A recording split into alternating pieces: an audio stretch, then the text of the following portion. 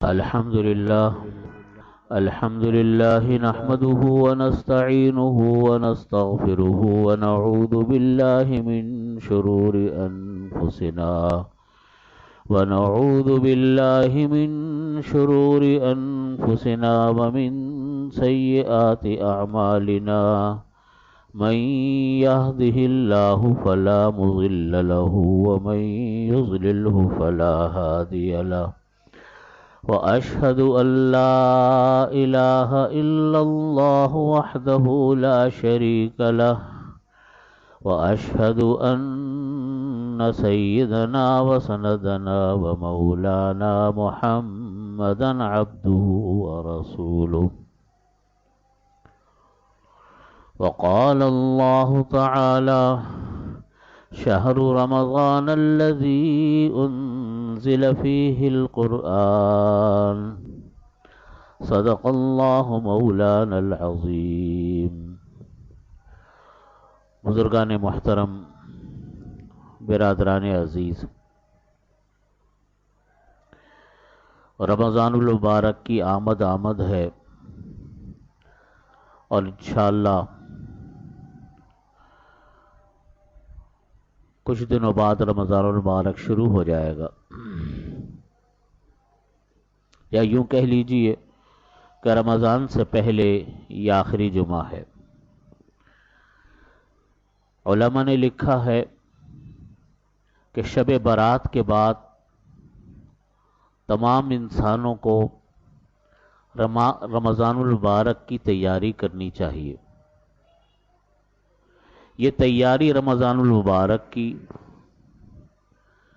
دنیاوی اعتبار سے بھی ہوتی ہے، دینی اعتبار سے بھی ہوتی ہے۔ دنیاوی اعتبار سے تیاری اور دینی اعتبار سے تیاری، اس کا مطلب یہ ہے کہ دینی اعتبار سے تیاری تو یہ ہے کہ نبی کریم صلی اللہ علیہ وسلم کا معمول یہ تھا کہ آپ شعبان المعظم میں بہت کثرت کے ساتھ روزے رکھتے تھے تاکہ رمضان کی عادت پڑے روزے رکھنے کی۔ اور مسئلہ یہ بھی لکھا ہے کہ جو لوگ شعبان میں روزے رکھتے ہیں وہ شعبان المعظم کی آخری تاریخوں میں روزے نہ رکھیں تاکہ رمضان کی ذرا ان کے اندر کچھ قوت پیدا ہو جائے۔ ام المومنین حضرت عائشہ صدیقہ رضی اللہ عنہا کا معمول یہ تھا کہ پورے سال میں خواتین کو جو اپنے عذر کی وجہ سے ان کے روزے قضا ہو جاتے تھے تو وہ شعبان المعظم میں ام المومنین حضرت عائشہ صدیقہ رضی اللہ عنہا اس کو رکھ لیا کرتی اور رمضان سے پہلے پچھلے سال کے روزوں سے فارغ ہو جاتی تھی۔ یہ مسئلہ بھی بڑا اہم ہے۔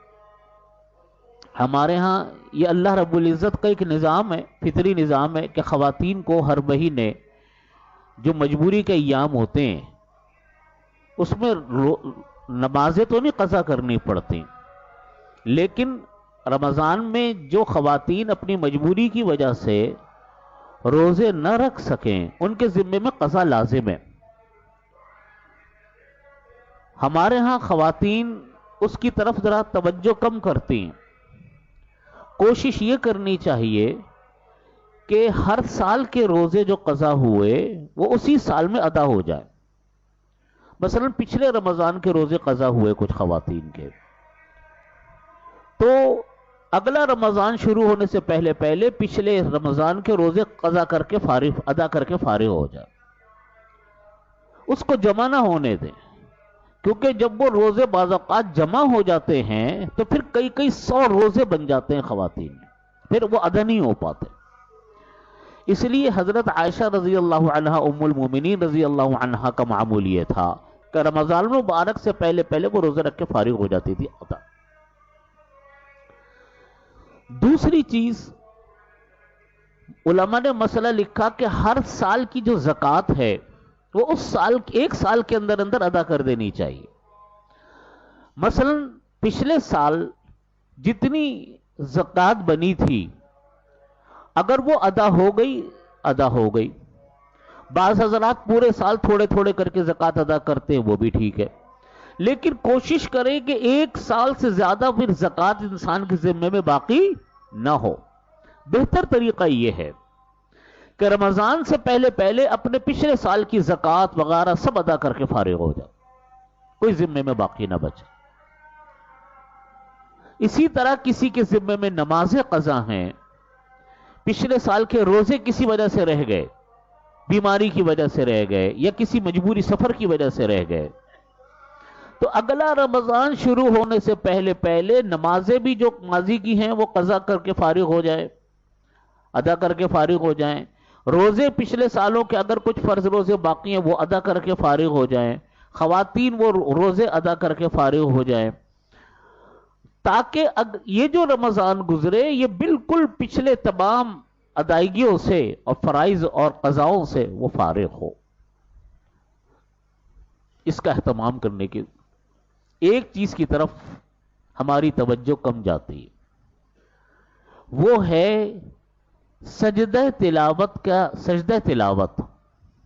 بہت سارے حضرات سجدہ تلاوت کرتے ہیں، 14 سجدہ تلاوت آتے کلام پاک میں.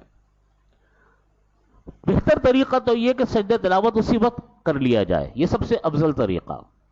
لیکن اکثر حضرات، بہت سارے حضرات اس وقت نہیں کر پاتے کسی مجبوری کی وجہ سے، تو ایسے موقع کے اوپر ان کو اپنے تمام سجدہ تلاوت بھی ادا کر لینے چاہیے، تاکہ یہ ایک واجب ہے اور واجب چیز جو ہوتی ہے وہ ادا کی جاتی ہے، لہذا سجدہ تلاوت بھی ادا کر لینا چاہیے. اس کی طرف ہماری غفلت رہتی ہے، اس کو ہمیں ادا کرنے کی، فکر کرنے کی ضرورت ہے. خلاصہ یہ ہے کہ رمضان کی تیاری، رمضان کی فکر ہم پہلے سے شروع کریں، اپنے گھر میں چرچے کریں، ذکر کریں کہ دیکھو بھئی رمضان المبارک شروع ہو رہا ہے اور اس کی تیاری کی ہمیں ضرورت ہے. ابھی سے ذہن بنانا شروع کریں کیونکہ پورا مہینہ ہے. اگر ہم ابھی سے اپنا اور اپنے گھر والوں کا ذہن نہیں بنائیں گے تو عین وقت کے اوپر پھر آدمی کو ایک دم کام شروع ہونے میں مشکل پیش آتی. یعنی آدمی یوں کہا جائے کہ آدمی پورے جوش میں اس وقت آتا ہے جب رمضان آدھے سے زیادہ بھی گزر چکا. ابھی سے اس کا ذہن بنائیں، گھر میں بھی خود بھی. اور ذہن بنانے کا کیا مطلب ہے کہ بھئی رمضان سے پہلے پہلے بھئی قضا نمازیں ساری پوری کرو، اپنی رمضان سے پہلے پہلے روزے اپنے رکھنے شروع کرو تاکہ روزوں سے ہم پچھلے فرض روزوں سے فارغ ہو جائیں جو قضا تھے. کوئی زکوٰۃ باقی ہے تو زکوٰۃ ادا کی جائے، کوئی سجدہ تلاوت ذمے میں ہے تو ادا کیا جائے، کوئی اس طرح کا کوئی فرض کوئی بات ہو وہ ادا کی جائے. اور ایک تیسری اور ایک اور چیز وہ یہ ہے، کسی سے کوئی جھگڑا ہے، کسی سے کوئی رنجش ہے، کسی سے بات چیت بند ہے، کسی سے تعلقات خراب ہیں، رمضان المبارک سے پہلے پہلے یہ معاملہ خود ہی جا کر ختم کروا لو. اس کے انتظار میں مت رہو کہ وہ کرے گا. وجہ اس کی یہ ہے کہ رمضان المبارک کی ان مبارک ساعتوں میں، مبارک ایام میں، مبارک راتوں میں، طاق راتوں میں اللہ تعالیٰ سب کی مغفرت فرما دیتے ہیں، لیکن کچھ افراد کی مغفرت اس رات میں بھی نہیں ہوتی. ایک ان میں سے وہ آدمی ہے جو قطع تعلقی کرنے والا ہو، قطع رحمی کرنے والا ہو. قطع تعلقی مطلب قطع رحمی، اپنے رشتہ داروں کے ساتھ تعلق توڑے بیٹھا ہے. بہت سارے گھرانے، بہت سارے افراد وہ ہوتے ہیں جن سے ان کے ماں باپ ناراض ہیں، جن کی آپس میں لڑائی جھگڑے ہیں، جن کے آپس میں تعلقات خراب ہیں. اب وہ اس سے نہیں ملتا، یہ اس سے نہیں ملتا، تو رمضان المبارک کی ان راتوں میں قطع رحمی کرنے والے انسان کی بھی مغفرت کا وعدہ نہیں. ورنہ پورے رمضان المبارک اللہ رب العزت ایک فرشتے کو آسمان دنیا پر نازل بھیجتے ہیں، اور وہ یہ پوری رات پورے رمضان میں یہ آواز دیتی رہتی ہے، مغرب سے لے کر غروب آفتاب سے لے کر فجر تک، طلوع فجر تک، کہ حل من مستغفر فاغفر له وحل من مسترزق فارزق له وحل من مبتلا فاعافي له الا قضا الا قضا حتى طلع الفجر، کہ کیا کوئی مغفرت کا طلبگار ہے کہ میں اس کی مغفرت کروں؟ کیا کوئی رزق کا طلبگار ہے کہ میں اس کو رزق عطا کروں؟ وحل من مبتلا، کیا کوئی انسان مصیبت میں مبتلا ہے کہ میں اس کو عافیت عطا کروں؟ الا قضا الا قضا، یہ اعلان چلتا رہتا ہے حتی طلع الفجر، یہاں تک کہ فجر طلوع ہو جاتی۔ اعلان ہے، منادی ہے اللہ کی طرف سے، آؤ تو صحیح میرے در پر، آؤ تو صحیح میرے پاس، میرے سامنے ہاتھ تو پھیلاؤ۔ اب بندہ ہے کہ اللہ تعالیٰ کے سامنے آتا ہی نہیں، یا ایسے کام کر کے بیٹھا ہوا ہے کہ اللہ کی رحمت اس کی طرف متوجہ نہیں ہوتی،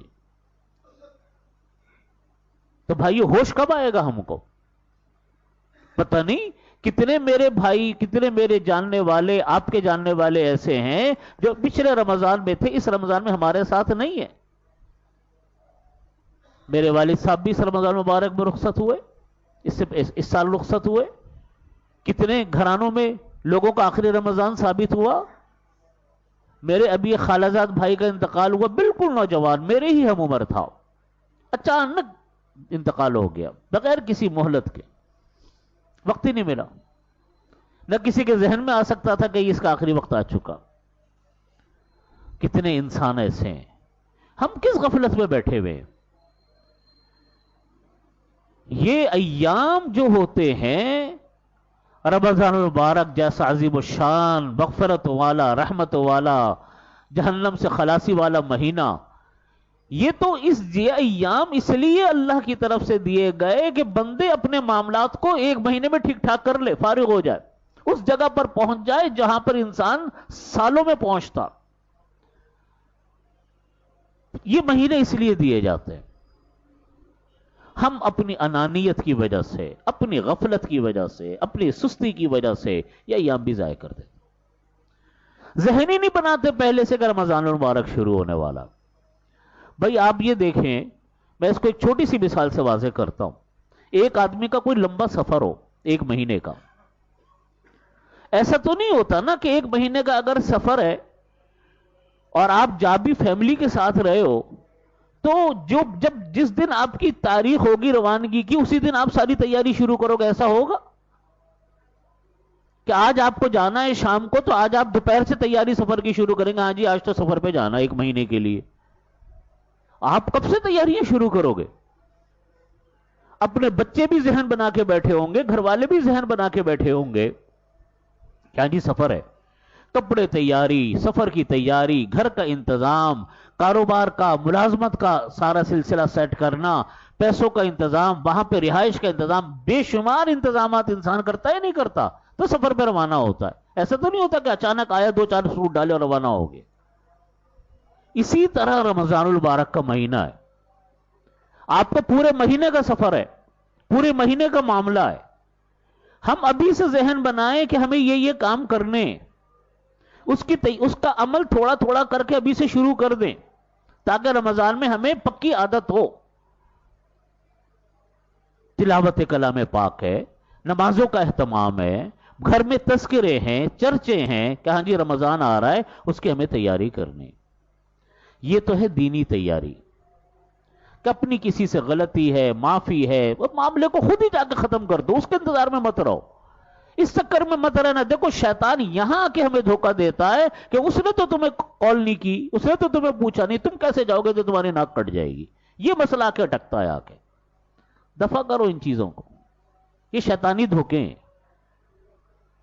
یہی چیز روکتی ہے انسان کو۔ خود پہل کریں، جا کر فارغ ہو جائے، 10 منٹ کی بات بھی نہیں ہے۔ پھر کوئی ساتھی رشوت لیتا، کوئی ساتھی سود کا کام کرتا، کوئی کسی کے پیسے دبا کر بیٹھا ہوا ہے، جو ہمارے ہاں کا کاروباری ٹرینڈ ہے کہ پیسے مال لے لیتے پیسے نہیں دیتے، اس کو اپنی بڑی کامیابی سمجھتے ہیں. یہ حماقت ہے. مرنے کے بعد ایک درہم بھی معاف نہیں ہونا قرضے کا. جو لے گا وہی ادا کرے گا. نبی کریم صلی اللہ علیہ وسلم قرضے کو پسند نہیں فرماتے تھے. یہ سارے معاملات رمضان سے پہلے ختم کر لو تاکہ رمضان سکون سے گزارو. اور دنیاوی تیاری رمضان المبارک کی یہ ہے. ایک اصولی بات عرض کرتا ہوں کہ دنیا کے وہ دھندے کام جو رمضان المبارک سے پہلے ہو سکتے ہیں ان کو رمضان سے پہلے کر کے فارغ ہو جائے. بہت سارے کام ہمارے ایسے ہوتے ہیں جو ہم رمضان سے پہلے کر سکتے ہیں. مثلا عید کی تیاری ہے. عید کی تیاری کرنی چاہیے. خوشی کا دن اللہ نے رکھا. خود بھی کپڑے بنائے, اپنے بچوں کو بھی بنا کر دے, بیوی بچوں کو بنا کر دے, گھر والوں کو بنا کر دے, جوتے لے, ہر چیز کی تیاری کرے عید کی جتنی گنجائش ہے. لیکن اب وہ تیاری کب کریں یہ ہے سوال. کیا رمضان کی طاق راتوں میں خریداریاں کرنی ہے؟ کیا رمضان کی مبارک راتوں میں ہمیں آخری عشرہ اس میں لگانا ہے؟ تو بھائی اگر گنجائش اللہ نے دی ہے پیسوں میں اور تیاری ہم اور آپ پہلے کر سکتے ہیں تو پہلے کر کے نمٹ لے جانا چاہیے تاکہ وہ راتیں آخری عشرے کی رمضان کی راتیں وہ اس میں مبتلا نہ ہو. اتفاق سے کوئی انسان چلا جائے لیکن یہ کہ اتنی پورے خاندان کی بھاری بھرکم تیاری یہ عید سے پہلے اگر کر سکتے ہیں تو اس سے فارغ ہو جائے اگر گنجائش ہے. بعض اوقات بعض لوگوں کے پاس پیسوں میں گنجائش نہیں ہوتی اور ان کو انتظام ایام رمضان میں ہوتا ہے تو ایک الگ مجبوری کی بات ہے. لیکن اس میں اس بات کا اہتمام کریں کہ نماز قضا نہ ہو, مبارک طاق راتیں اس میں استعمال نہ ہو تاکہ یہ کام جو ہے یہ دوسرے اوقات میں کیا جائے. اسی طرح رمضان المبارک کی تیاری میں یہ ہے کہ جو ہمیں گھر کے کام وام ایسے کرنے ہوتے ہیں جس کا تعلق ہمارا اپنے گھریلو ضروریات سے ہے اس کو بھی ہم رمضان سے پہلے نمٹا کر فارغ ہو جائیں. علماء نے لکھا کہ رمضان المبارک میں صرف وہ کام کرنے چاہیے جو بہت ضروری نوعیت کے ہوں اور زیادہ تر وقت عبادات میں, تلاوت کلام پاک میں. رمضان کی سب سے بڑی عبادت روزہ ہے. سب سے بڑی عبادت رمضان المبارک کی روزہ ہے. اس میں تو پہلے سے یہ تیاری ہو کہ آپ کے کیلنڈر پہلے سے موجود ہوں کہ اتنے بجے سحری ختم ہوگی, اتنے بجے افطاری ہوگی. ہمارے ہاں ایک غلط فہمی, غلط طریقہ یہ رائج ہے لوگوں میں جو مجھے لوگ بتاتے ہیں کہ وہ مسجد کی اذان کے انتظار میں رہتے ہیں. وہ مسجد میں اذان ہو گئی روزہ کھول لیا, مسجد میں اذان ہو گئی تو سحری بند کر دی. ٹھیک ہے, وہ ایک الگ بات ہے. پھر اس میں بھی لوگوں کا ایک غلط نظریہ ہے کہ جتنی دیر تک اذان ہوتی رہے گی سحری چلتی رہے گی, جتنی دیر تک اذان ہوتی رہے گی سحری کھانا پینا چلتا رہے گا. یہ بھی بالکل غلط بات ہے. اصول کی بات یہ ہے, آج کل موبائل ایپ کے اندر اوقات صلاۃ باقاعدہ ہر ایک میں آتے ہیں, آپ اس میں رکھیں.